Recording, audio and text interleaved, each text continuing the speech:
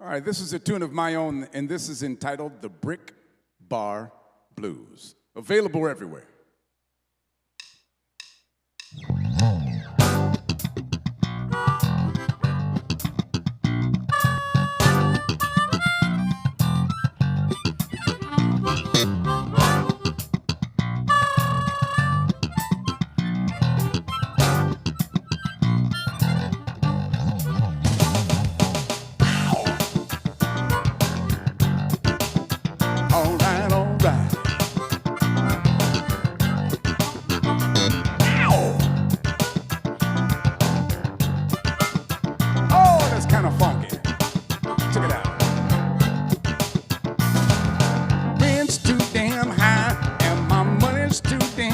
I've got too many things to pay for, and I need some more cash flow.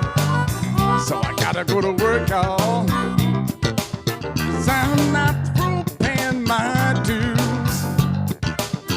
I'm working 7 nights a week, playing the brick bar blues.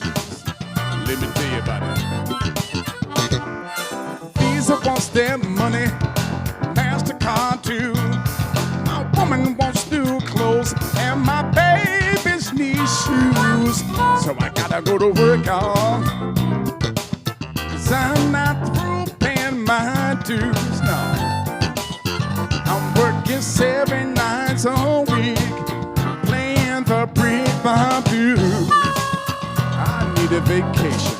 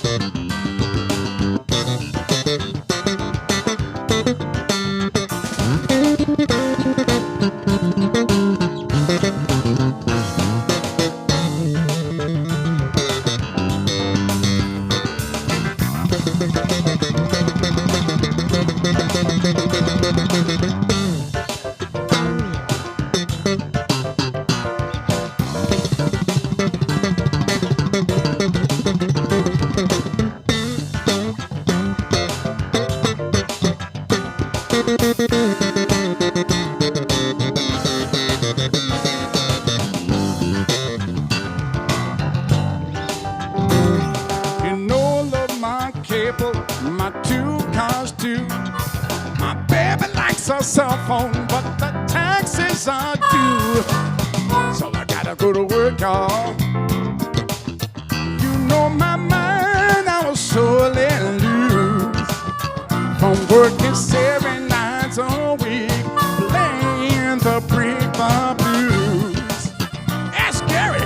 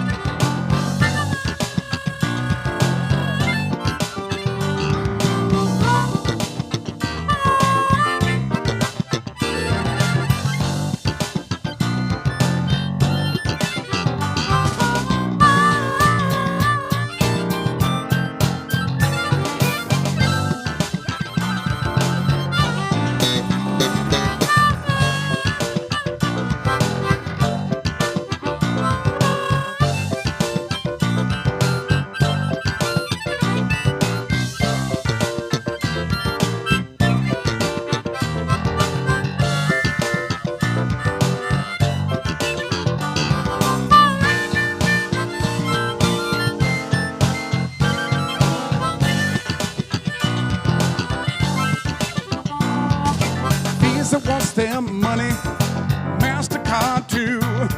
My baby likes her cell phone, but the taxes are due. So I gotta go to work, y'all. You know my mind, I will surely lose from working 7 nights a week, playing the brick bar blues. I'm working 7 nights a week, playing the brick bar blues. I'm working 7 nights a week, playing the brick bar blues.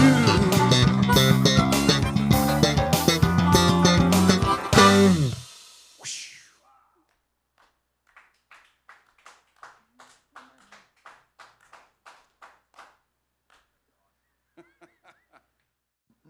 Further on up the road, on Gary's guitar, which he makes. So check him out for that. He makes all kinds of cool stuff.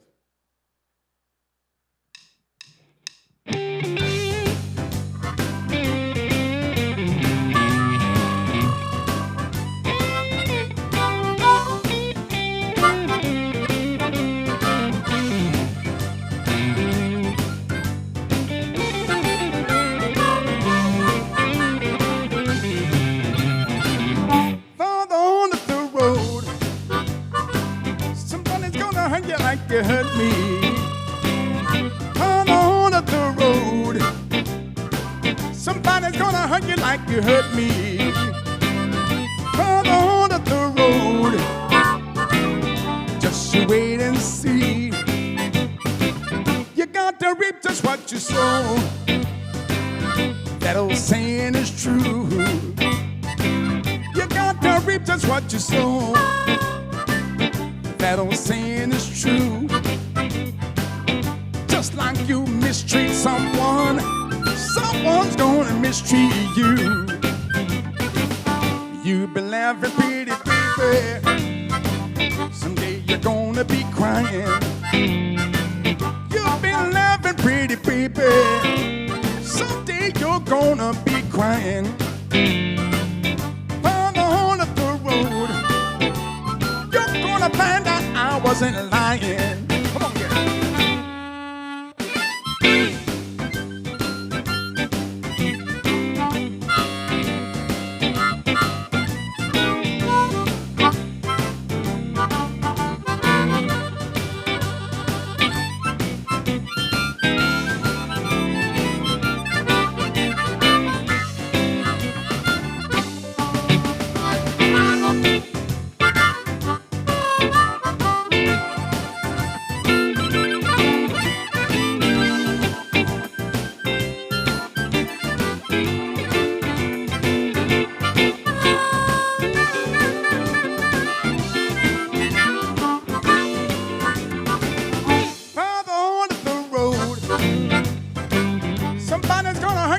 You hurt me. Father on up the road. Somebody's gonna hurt you like you hurt me. Father on up the road. Just you wait and see. You got to reap just what you sow. That old saying is true. You got to reap just what you sow. That old saying is true. Just like you mistreat someone, someone's gonna mistreat you. You've been laughing pretty, baby. Someday you're gonna be crying. You've been laughing pretty, baby. Someday you're gonna be crying. On up the road, you're gonna find out I wasn't lying.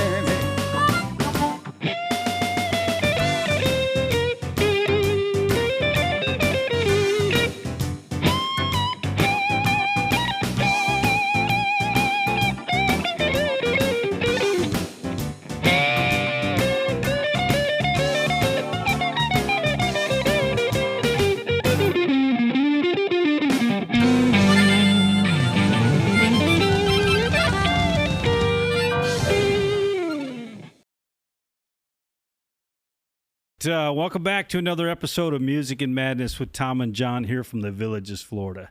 And today is no other different day than any of our other guests. We've got two great musicians, David C. Johnson, and we have Gary Richard.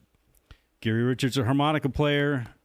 David C. Johnson, he plays anything. I saw him play a homemade guitar up here just a while ago. There you go. Yeah, This guy can play. It was handy. Ripped it. This guy was freaking awesome. They had it in the car, so I figured I'd play it. Yep. So anyway, this podcast is about music and madness here in the Villages, Florida. Which And I'm responsible for both. there you go. That's A little of both. That's it. And David, we ran into you playing at the Brownwood Hotel of all places. Yeah. It's where I guess drunks hang out. That's why we were there. But anyway, we ran into you, and then we ran into Gary, and we're like, these guys are podcast material. They got to come on the podcast. And we're glad you're here today. It was absolutely awesome. Thanks for having you guys to get the time out of your busy schedules to be here. So, David, I did a little bit, read your bio, a few things. There's a few things I can't say on the podcast that I read about you. But anyway, most of the stuff was all good. Yeah, the first page on Google's clean. Is that, yeah. You guys are doing good at scrubbing the shit, I'll tell you that. All the make sure you bullshit's clear your browser history afterward. That's right. Anyway, you started out, you're from Michigan. I'm another Michigander. I'm from Detroit proper, yes. Wayne County, Detroit, Michigan. Absolutely great place to be from. Yeah, well, a lot of great musicians came from, as we know, a lot of great people came from Detroit. Yep. And so I still follow all the teams. Yep. That makes me a masochist. Right? Yeah, you ain't kidding. David's a phenomenal musician, as you'll be able to see here shortly. It looks like you started playing the piano at 7 years old. Actually, 5. And for the longest time, I thought it was 7. Then my mother corrected me and said, "No, you started playing at 5." So yeah, so 5. So that was 1973, so that's, 52 years at this point? Yeah. Wow. And it shows why the rest of us were fucking around with our trucks in the mud. That's right. Well, I was still playing with Tonka trucks back then and all that other stuff. Yeah. You spent some time on the keyboard. It's very obvious. Yeah. I started out with some formal training on the piano. And they found out very early on that I had an ear for music, that I could hear things, and I had the gift of recall. My gift is my ability to hear things and remember stuff. And that's not what my wife says, but Of course not. That's just selective. Yeah, There's yeah, no two ways around that. Could you read music that young? well, with formal training, you learn how to read music. Sure. Yeah. So that side of it, yeah, that gets you into the reading. When did you studying, get into formal? Well, I started classical piano lessons at 5 years old. Really? Yeah.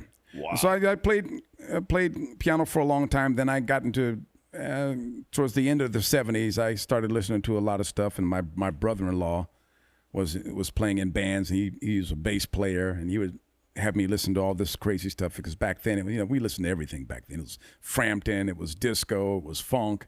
Everything was on the radio back then. But I really got enamored with the bass. So about 11 years old, I decided I wanted to become a bass player. And then from there, I got into bands almost immediately. And so I spent a bigger part of my career as a professional bass player. And then eventually the guitar came on later, and singing came on later. Yep. So, yeah. And Wow. you've played with some amazing people. Give us a little bit of background on who you played with. Oh, well, I spent 20 years with Aaron Neville and all 4 Neville brothers. I got the nod to do that in 1999. A friend of mine who lives in Naples, Florida, was from New Orleans. He's a keyboard player. And he got the nod to get into the Neville brothers first because he was from New Orleans. He knew the family. When they wanted to make a change in keyboard players, a secondary keyboard player, they hired him first. And he and I had been working together for years in a blues band in Fort Myers, Florida. So he said, well, I got a guy for you, because, they have like this revolving door of bass players for numerous reasons. So I got the call on that because he just knew that I would know the material and I'd be a quick study. So, from 1999 to 2019, I was on the road with Aaron Neville with his quintet, and I spent a couple of years on the road with all 4 brothers as well. So, Wow. That's awesome. yeah. Absolutely awesome. I saw some of the videos, man. It just, yeah. Great stuff. And then how did you end up here? Oh, here in Central Florida? Well, first from Detroit, I moved to Fort Myers, Florida, and I spent a long time down there, like 32 years or something like that. So I played all over Southwest Florida, Fort Myers, Naples, all the Barrier Islands, and all that other stuff like that. So I was a well-known player down there. My family and I started vacationing up here in Mount Dora. Fell in love with the area because it feels different up here than it does down in Southwest Florida. Southwest Florida is a lot more tropical. You got the heat and humidity and palm trees. This is kind of more like northern Florida, where there's elevation, there's hills, there's magnolia trees. It's a little cooler. Yeah. So it's like, and even though it can be crowded, it's still far enough away from Orlando where you don't get that whole I-4 feeling everywhere you go. Yep. So yeah, it's just a different vibe. But people here are a lot more cool, more chill. Yeah. So we fell in love with that and said, well, this is a good time for us to make a transition and just try something new. So we decided to make a change and moved up here. And then I got involved with a couple of musicians that I met in Tavares at a little club called Ruby Street Grill. And some of those guys were mainstays in the Villages, and that's kind of how I got involved in the whole Villages scene here. Yep. And there's a huge music scene here in the Villages. Absolutely. I feel really fortunate to get put into this little family of musicians because now I'm in 4 bands, which is crazy. Yeah. So I get to do a lot of things now that I wasn't able to do in Fort Myers, because in Fort Myers I was primarily known, well, for my solo show, which I'm a multi-instrumentalist in, but I'm primarily known as a bass player. I always get hired as a bass guy. Here, I can be a keyboard guy. I can be a guitar player in a band. I can be, besides all that other stuff. So it's a whole new thing. It's a new challenge. It's really kind of rekindled, refreshed my my love for music. Awesome. How did you meet Gary? Well, Gary came in one night because he was new to the area, and I would assume that you were probably staying at the hotel. Yeah. My wife and I were kind of transitioning down. They were bouncing back and forth between Massachusetts and here. So he saw me playing. Asshole, just like me, baby. There you go. Yeah, Love that's a this good guy. thing. I got a lot of friends from Mass. A very cool place. Yeah, so But, I was walking in, I hear this great musician over here, and I just happen to have my harps with me. So he says, sure, let's go. And then, It's like, what could possibly Wow, go that's wrong? pretty cool. Yeah. Worst case scenario, he could suck, and I would never ask him to play again. But Yeah. it turned out to be a really cool thing, and it kidding. added a nice little And thing how to long what I you was been doing. playing together? well, actually, not all that long. A couple of months at this point, Really? maybe about 4 months or so. No way. Oh, Because so- just when I'm in town here, it's Thursday, going to head over there, but we've probably only got together about 6-7 times. Yeah. Yeah. You must have seen all of them. I've seen at least 3 of them with these guys. I've seen him Up at at least Brown. 3 times at Yeah. Brown. Absolutely. Yeah. And the cool thing about Gary is that Gary will always let me know ahead of time. Hey, man, I'm in town. I'm coming in tonight. Instead of because some guys that and I've played with guys that like to sit in sometimes, and they'll just show up. Which, and I'm the nicest guy in the world, but I'm just like, common courtesy. Let somebody know that you're, because it kind of changes your psyche a little bit. When you're in that mindset of you're going to be doing something by yourself all night long, then a guy shows up with his gear. Yeah. Have you ever done that before where a guy just walked in and said, hey, I got my harmonica with me. Can I jump in? Oh, yeah. Well, down in Fort Myers, I played in jam sessions, like regular weekly jam sessions for years. I did a jam session down in Fort Myers, which is still going. Actually, it's in Naples. It's been going on for like 12, 13 years at this point. So every Tuesday without fail. So I'm accustomed to playing with, musicians on the spot. And I just, I enjoy the challenge of making music with anybody. I always try to find that common denominator. Yeah, so what if he rolled in and had no idea how to play the harmonica and jumped on stage with That's you? more on him.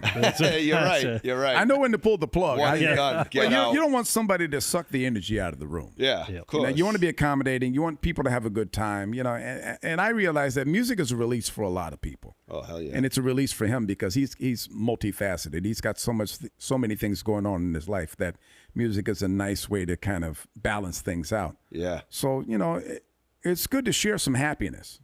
I know hanging out with him earlier and Tom, I'm a loser. I've done nothing in my life. Please. With these two. Please. You're doing something right. You're right. You're here. You're right. And I'm retired. You're not behind bars. Right. Well, not anymore. Not anymore. More on this later. That's right. So no, we got so much to talk about today. I think we're going to split this into 2 episodes. I really think that it's a great thing. You guys are great together. Your story as a musician is phenomenal. I mean, and what a lot of people don't realize about musicians are, that's a God-given talent. That's a God-given talent to start. You worked your ass off to get here. Well, I consider myself to be more of a tradesman than a talent. You worked here. You worked hard to get there. Well, yeah, I've been. And for a guy to be in business himself, I treat myself literally like a tradesman, like a plumber, electrician, general contractor. That's how I see myself. I feel like I have more of a skill set than a talent. Again, I say my talent is my ability to hear things. Yeah. Like if you sang a note, I could tell you exactly what that note is, or I could probably tell you the frequency. But that's by training as well, just by years and years of doing it. Yeah. But the skill set is just learning thousands of songs and being in many different bands and traveling and all that. That's experience. So I consider myself a tradesman. But you put your time in to get there. Oh yeah. I definitely put in my 10,000 hours and then some. Yeah, Sure. yeah. Your Tonka trucks were cleaner than ours. So I don't know about all that. I got playtime in too. Going back to the Neville brothers, so you did 19 years, 20 years with them. 20 years, yeah. What's a year like with them? How much traveling? How many shows? Well, with the brothers, you do, obviously there's festival seasons. So, in the winter months, if they're doing anything, it might be in casinos, so it might be up in your neck of the woods. It might be Foxwoods or something like that, or Mohegan Sun, something like that, or they'll have us in some crazy casino in Wisconsin in the wintertime. Yeah. But you get in the summer season, then you're doing all the summer festivals and then they do Jazz Fest and obviously, and they do all that stuff and Mardi Gras and all that. So, but how many shows a year you think in a regular year? When I came along, because I caught them, the four brothers, kind of like on the tail end of like their twilight years. Yep. So a busy year for the Nevilles at that time would have been, I would say, 75 shows a year. That's 75 to 100. A lot of traveling. Yeah, it can be, but things are broken up in 2 and 3 week runs. Sure. Sometimes a 10-day run here. So it would be regional. Like we do an East Coast run, we do a West Coast run, we do if we're doing something overseas or whatever, we go to Australia, whatever the case may be. So yeah, but travel the world. That's pretty nice. Yeah. At that time, I had some frequent flyer miles, man. Yeah. Not so much these days because I'm mostly a local musician, which is fine. That's all right. I did it at the right time before things got too crazy. We got a lot in before the 9/11 days. Oh yeah. It changed everything. Yeah, travel is a lot different these days. Absolutely. So Gary, you're not a full timer here yet in the village. You're still transitioning. You're a tranny, as we call them down there. Nice. Not that there's anything wrong with that. Go on. So he says he plays parades. So. I heard that. Well, I've actually, because I've met so many people, people say, do you have your harmonica? And don't I wish I could walk out with a harmonica, but you have to have one for every key, so you have a set of 12 that I go out with, and but I made my own case, and so it's pretty compact. But I've had the opportunity to meet so many people because of that, and like David and all, but I've sat in with some pretty famous people too, of the folk legend Tom Rush and James Montgomery and blues, and Bruce Carroll, a 4-time Grammy award winner, and and I meet so many people. It's just really great. But I play guitar. Those guitars I made up there. So I've been playing guitar longer than I've been playing harmonica, but the harmonica is just something I kind of took to. Yeah, not many people do it. And when the people who do it, they know how to do it, you know how to do it. Oh, yeah, absolutely. And I invented, the drumsticks for Vic Firth. I licensed the Kinetic Force drumsticks to Vic Firth, so I get a direct deposit every month on that, and that's pretty cool. And you drum also, obviously. Yes. But I'm more of a novice drummer with that. But So when are you moving to the Villages? Well, that's a good question. Like I say, my mother-in-law's 99, so I can't really answer that question. Oh, my Lord, 99. So, God bless her. She's very sharp. Really? Still, yeah. And so my wife is up there, a lot, and I try to get down here because we've had some work done at the house, and I've got to kind of be there. But we want to be here full time. I'm done with the cold up there. I've Done never with the been rain, cold. and Oh the my wind God, and the cold. it's miserable up there. You don't see the sun And the for months. taxes. And the taxes. You're right. So and I have inventory, for my inventions, my products that are on Amazon, the Cappy, the Snappy, and all that. So, we're going to get into that in our next episode. It's amazing. You say you're a great musician, and then on the side you're an inventor. That's That's phenomenal. Well, Are you an inventor first or a musician second or what? Yeah, well, depending on when I first, got a guitar, and it didn't have any inventions at that point. But I started a company, Banner Industries, that my sons, took over, and that was the day job. It was boring as all get out. High purity flow components to the semiconductor industry. Can you think of anything else that's more boring than that? What did you just say? Yeah, I was going to look it up, but I thought it'd be rude to get my phone out. Hey Siri. And my sons now they're the 45th largest industrial distribution company in the entire country. Wow. And you're down here fucking around with us. Thanks, How Dad. good is that? Yeah. How good is that? Now I'm living the dream. Yeah. It's it. Now you're right. ripping the harmonica. And they sold 40% of the company. They said, "Dad, this is for you." And I'm like, we'll take that house. There There you go. go. Good for you. So how long you been playing the harmonica? Probably close to 45 years. Okay. Yeah, I learned in the car.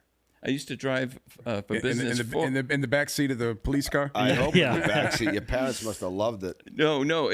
I used to drive from the North Shore up to Burlington, Vermont, to visit IBM. So I'm in the car for 4 hours. One hand on the wheel, put in the stone tablet, the tape, and nobody could hear how bad I was. So Stone tablet. yeah. So, but when they teach you to play harmonica, they have you warble by moving your head.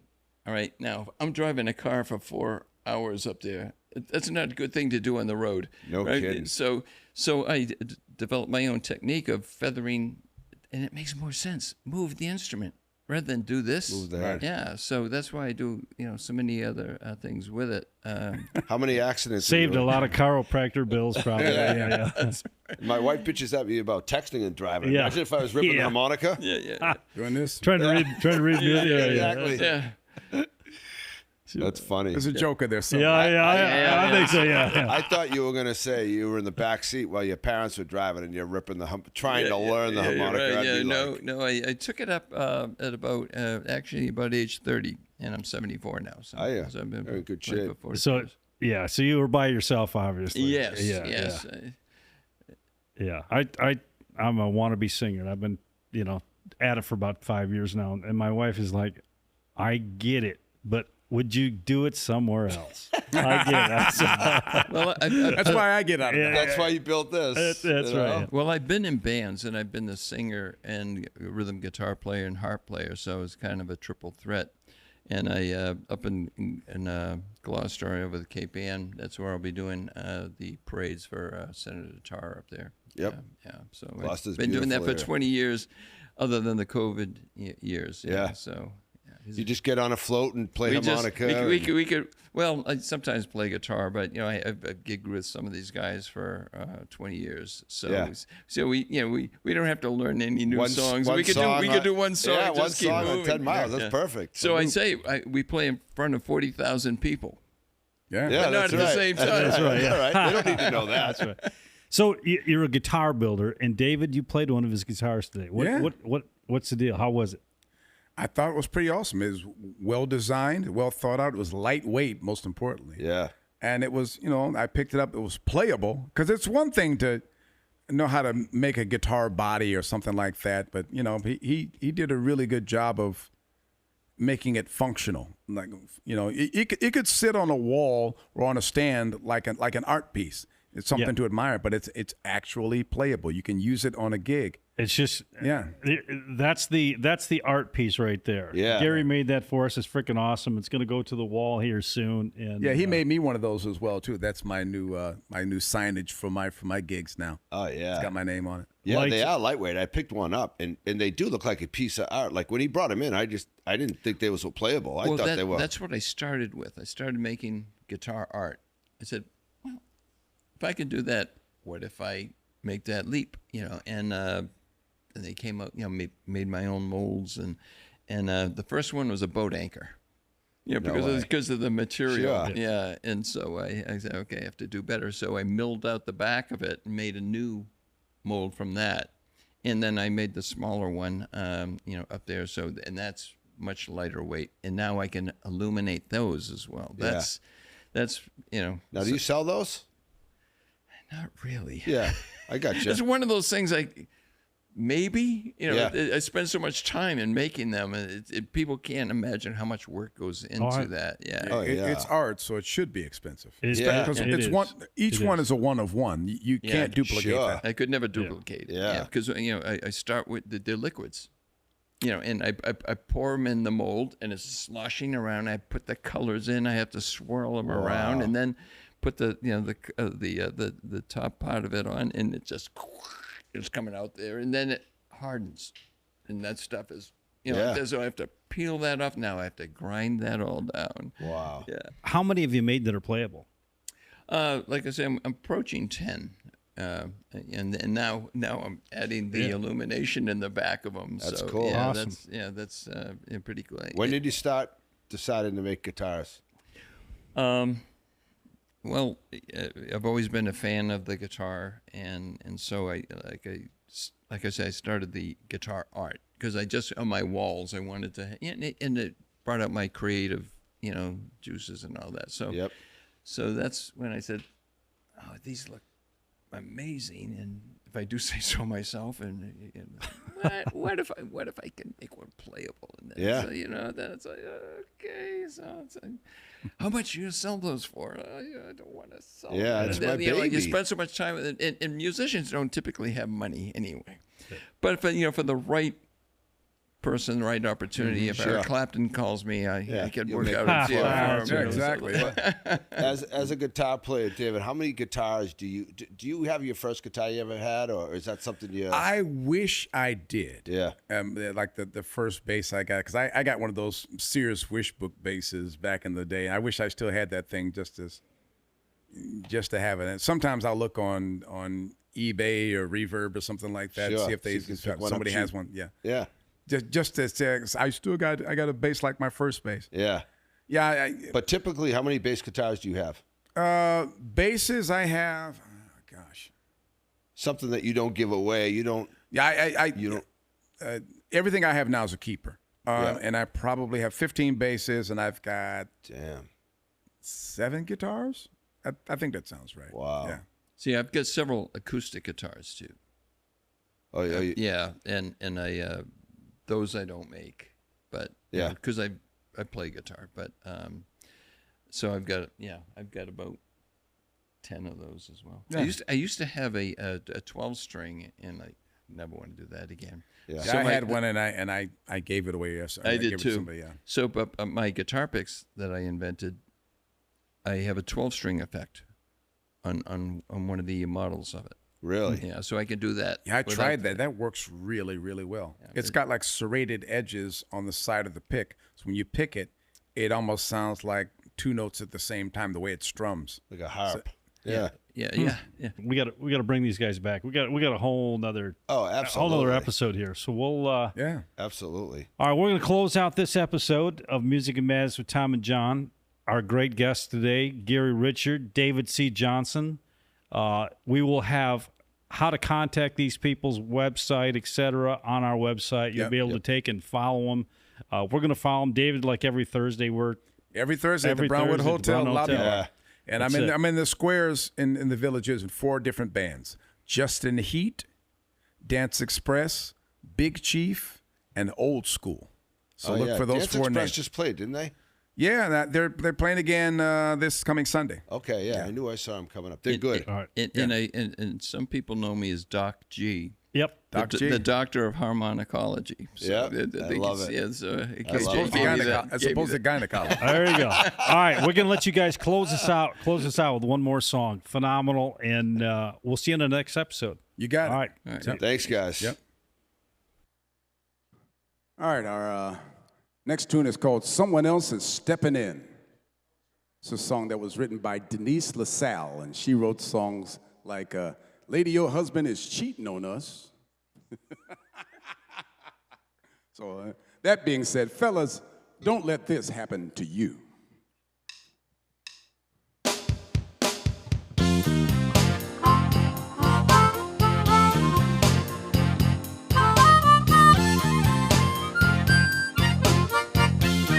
I came home this morning, you know what a shock.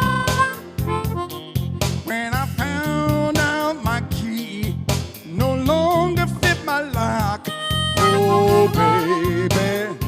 told me, you better go back to where you've been.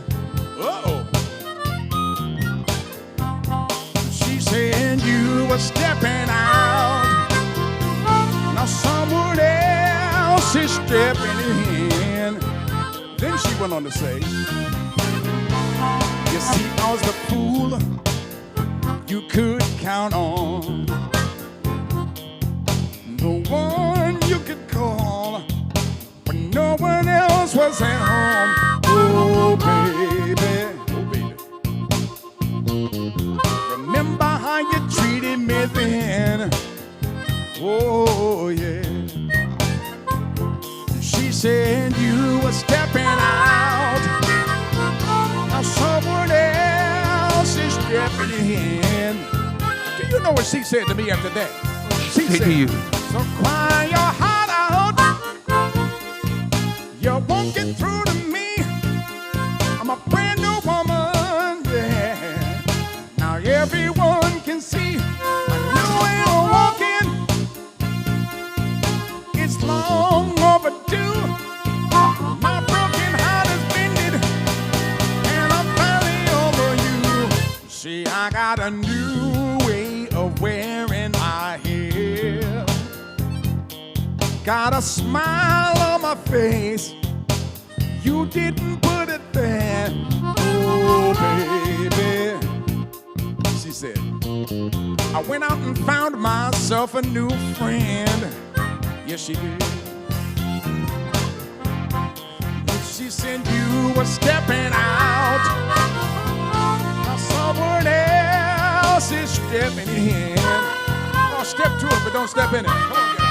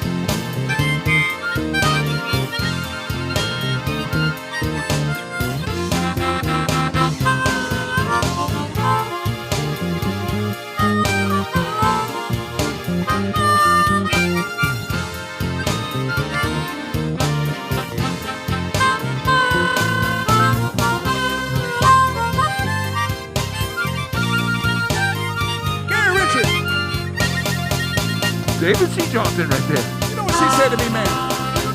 So cry your heart out, baby. You won't get through to me. I'm a brand new woman, yeah. Now everyone can see I know where you're walking. It's long overdue. My broken heart is mended, and I'm finally over you. See, I got a new wearing my hair. Got a smile on my face. You didn't put it there. Oh, baby. She said, I went out and bought myself a new friend. I believe his name is Bob. That's not funny. She said you were stepping out. Now someone else is stepping in. Yeah. She said you were stepping out. Now someone else is stepping in. Oh, yeah. She said you were stepping out. Now someone else is stepping in.